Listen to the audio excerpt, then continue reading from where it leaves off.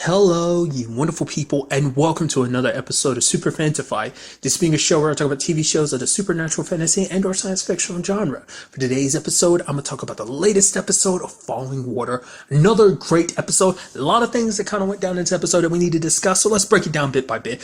First of all, we finally get introduced to Alex's girlfriend, Christy, who is the actress who, I can't remember her name.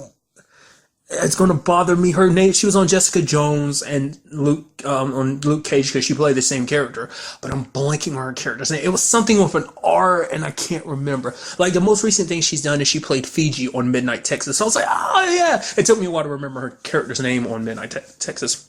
Nevertheless, I like this episode immediately kind of introducing that, also kind of telling what she does for a job. It seems like she's kind of part of the, like, she seems like a lawyer because she was talking about, like, oh yeah, the DA solving that case. I guess that's kind of why her and Alex kind of met, most likely. It's kind of interesting how TV shows kind of set that up. It's like, I mean, I guess that's typically one way to meet someone is like in that general occupation. I mean, across any occupation, but in particular Alex's occupation. I guess like if you're a cop, you're most likely going to date someone in law enforcement or something. They don't understand the hours and stuff like that, but nevertheless, that's kind of diving too deeply into that.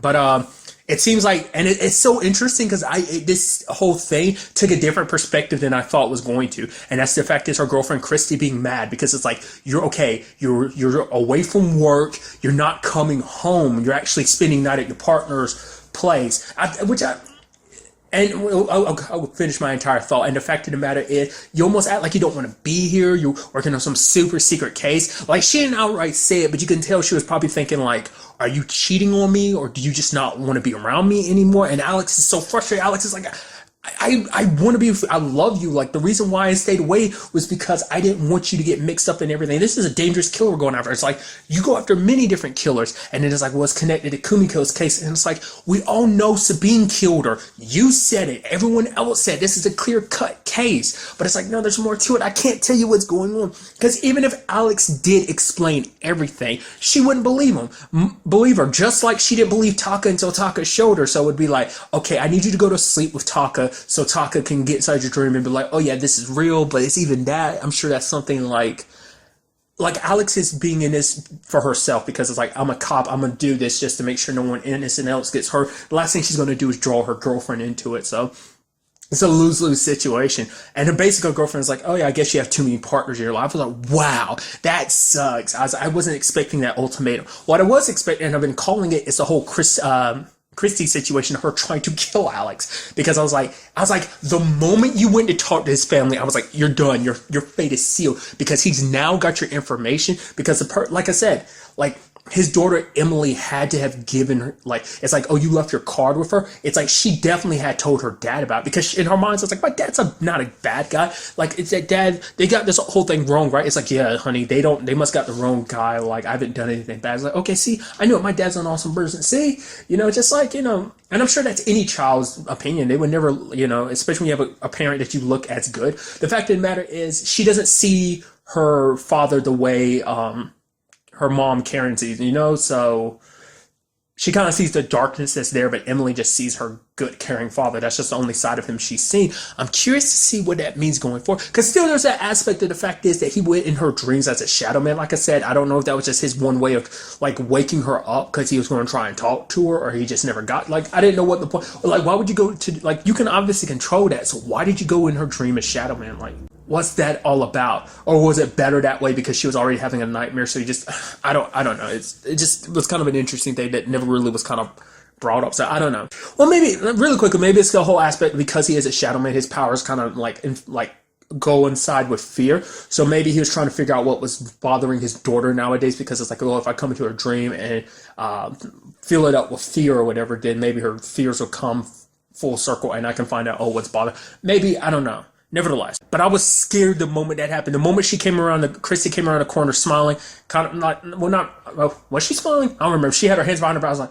I was like, immediately my brain was like, oh God, please don't tell me she's got it. Please don't have a gun. It's like, okay, good. She has a hammer. That still sucks, but it's so much better than her shooting Alex. I was like, oh God, thank goodness. Oh, I was so worried. Luckily, I mean, things still ended shittily, but Alex, like, Christy, had to, like, hit herself with the hammer, and then, like, Alex was, they kind of tossed back and forth, and, it seems like she's kind of got like possibly Christy's got a concussion, but I'm like, man, that sucks. And all of this because Thomas, like they went to question Thomas. It's not like they harassed your family or nothing. They went asking about you. If anything, you're at fault. But it's like, oh, you're messing with my family. Oh, see what happens when you threaten one's family? Like now I gotta threaten your family. It's like how, like it's just proven how crazy Thomas is. Like for him, it's just like everything is this one way. Like he's very delusional in everything. I'm just like, oh, the way he handled everything about his job. It's like I get it, it's an important job, but like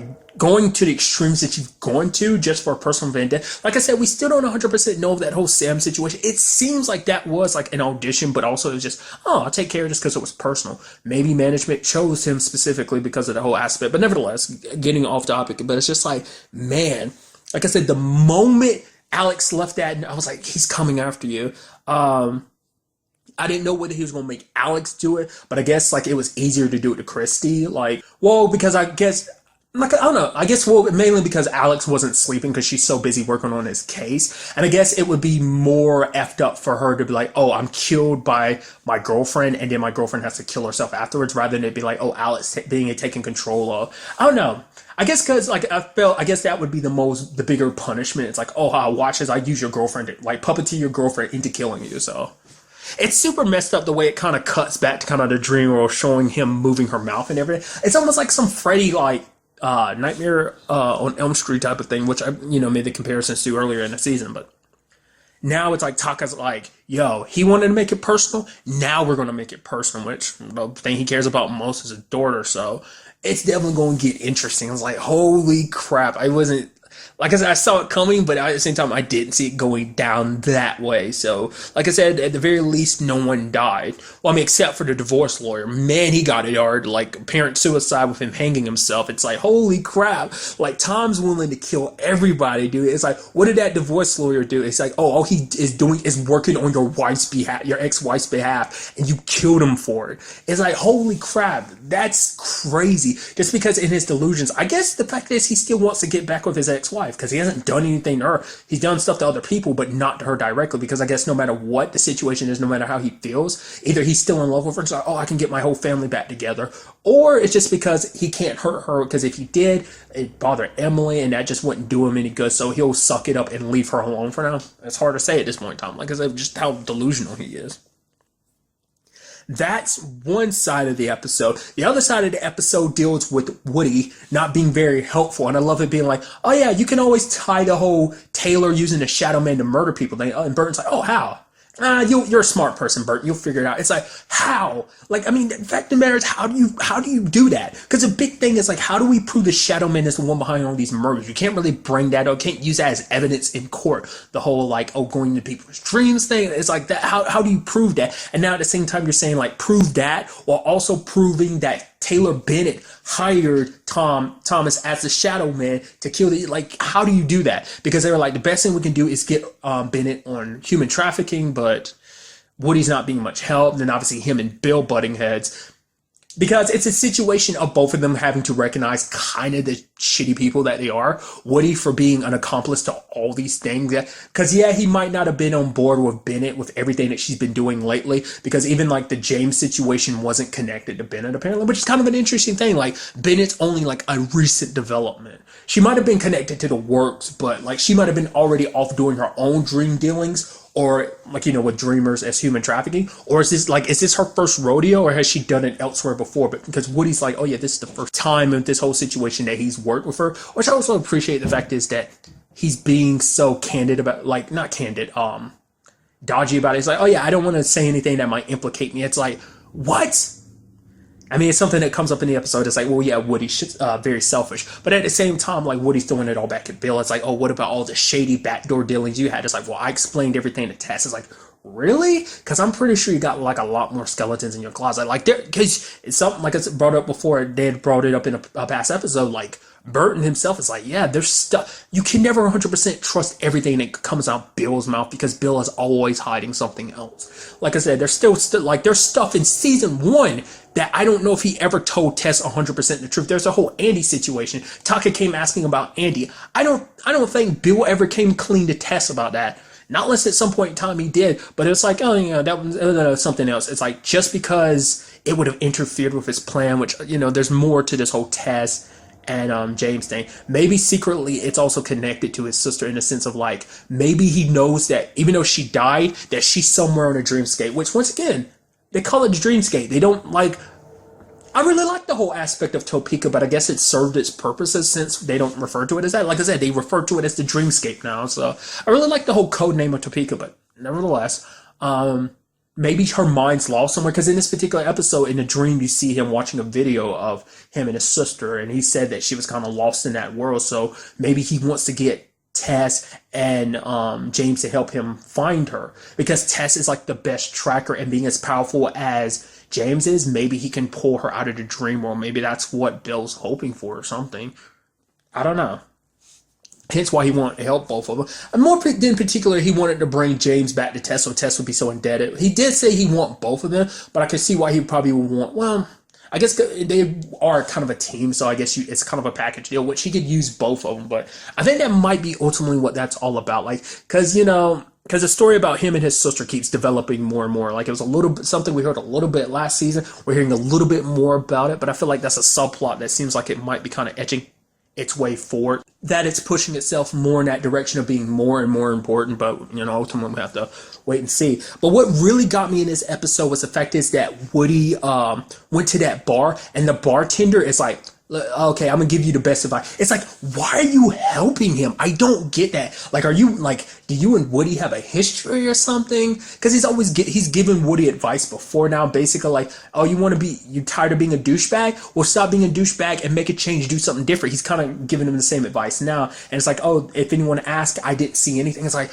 why are you helping Woody? That makes me super, like, I don't know if I'm suspicious of it, but it's just kind of like, why? That's one of the questions I'm left in this episode. Like, why are you helping Woody? Like, are you one of the few people that actually likes Woody? I don't know what that's all about. That was just kind of an interesting thing. Like, that he was so willing to help him. It's like, oh yeah, there's these guys here earlier. Like, most people probably would have been like, oh yeah, sorry. I was so certain. It's like, oh man, he's poisoned your drink or something, and he's gonna not, like, he drugged your drink, and now you're gonna get knocked out. It's like, no, he helped you out and everything. So like I said, it must be like they must go back or something. It's like, okay, fine, here's some money for a cab, but the rest of this money I'm taking to pay off your tab. It's like, what? It's crazy to me, because why? I felt like you wouldn't think Woody actually had any friends. I am curious to see, will he try and fix everything with Mayor Harding? I mean, to be fair, the whole like Whitaker situation, he's kind of like dealt with, because like even Bennett dropped them. So I'm wondering, if she can go, like, she might go unopposed.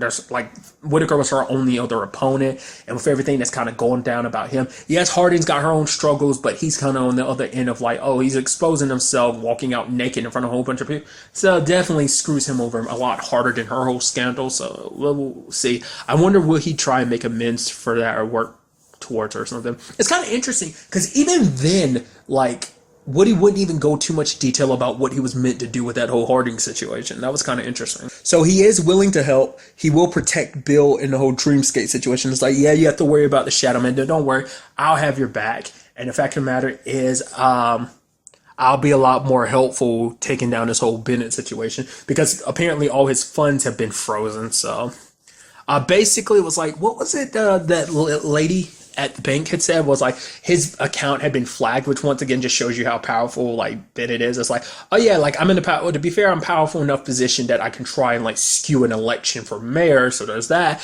But everyone she's connected to probably like has, powerful, she probably has friends in high places to be able to do something like that, almost making it seem like he has some nefarious stuff going up with him, so that was just kind of interesting development. Like I said, I do appreciate that. It seems like that's probably like the people you probably trust the least in this group, Bill and Woody, like forming a bond, and I'm just curious to see what that kind of all turns into.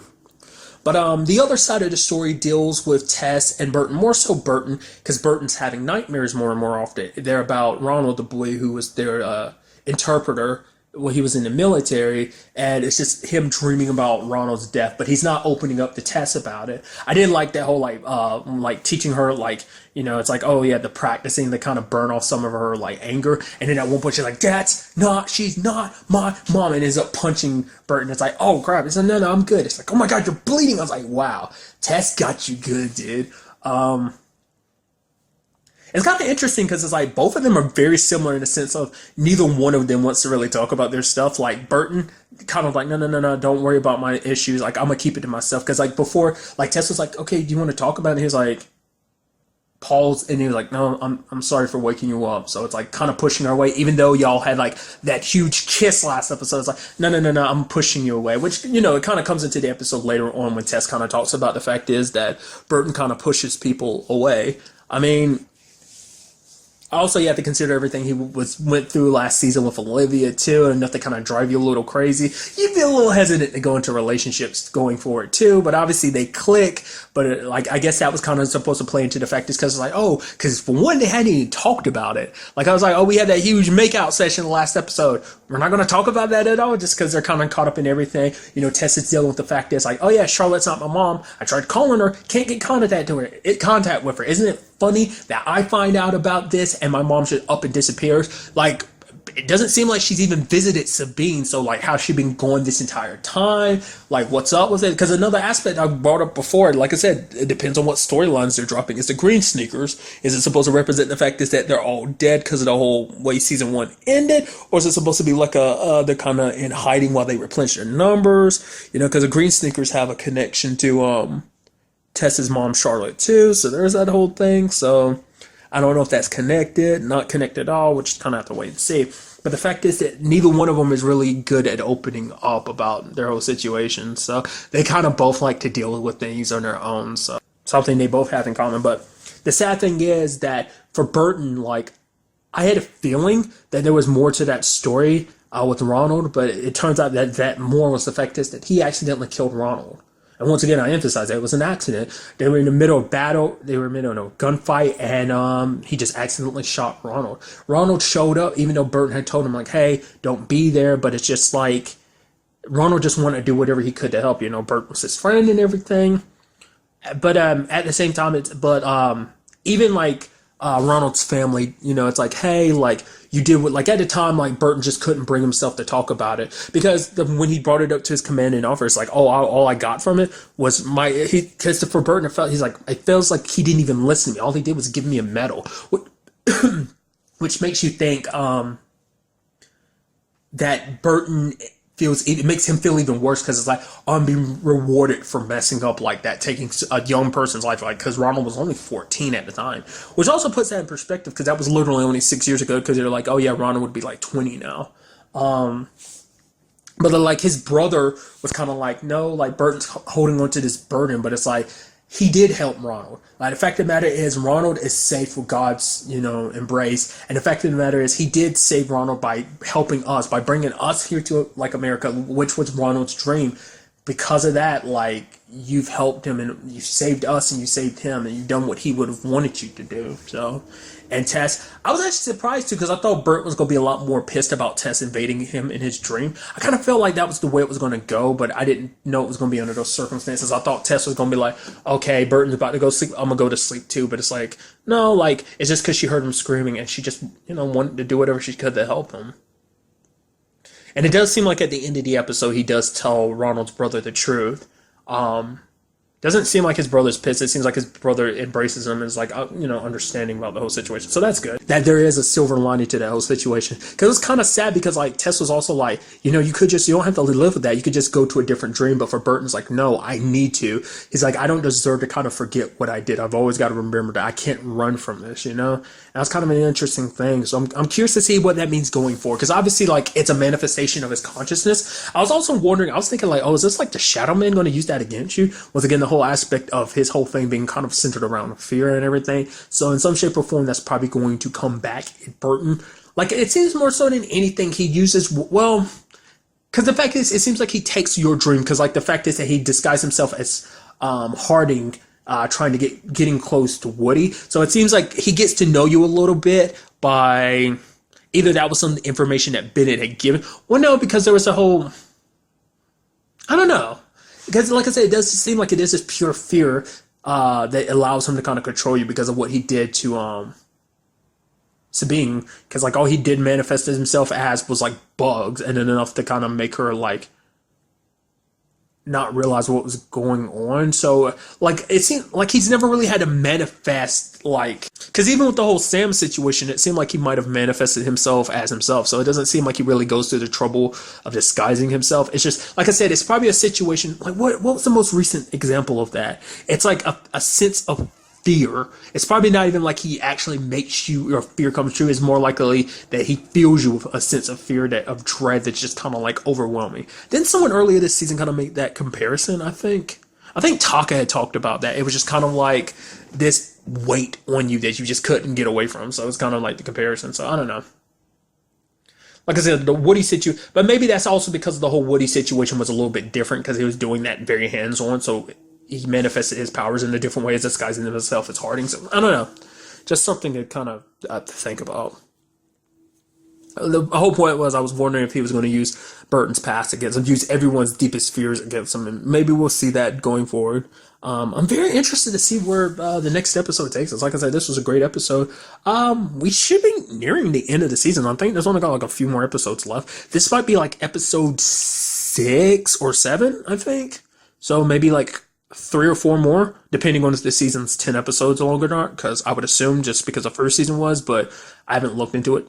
Second seasons tend to be longer in some cases, like, it all depends on the show. So I don't know. Nevertheless, I'm very curious to see where the seasons go. Because really quickly, is it me, or does it feel like this season is going by faster than the first season? I don't know why. Just in comparison, I feel like the first season was slower than this. But I guess to be fair, it was kind of introducing everything. Like, we didn't have all of our characters together. Like in this one, like everyone's already together. Like that happened like the second or third episode.